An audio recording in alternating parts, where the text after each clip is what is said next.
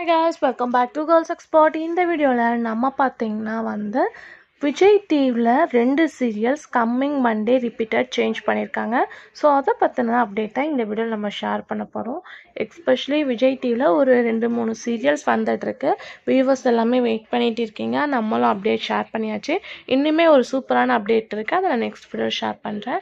So மண்டேலேருந்து என்ன serial change ஆக போகுது அப்படின்னு பார்க்கும்போது மகாநதி அண்ட் ஐயனார் துணை. ஸோ இந்த 2 சீரியலும் சேம் டேரக்டர் தான்.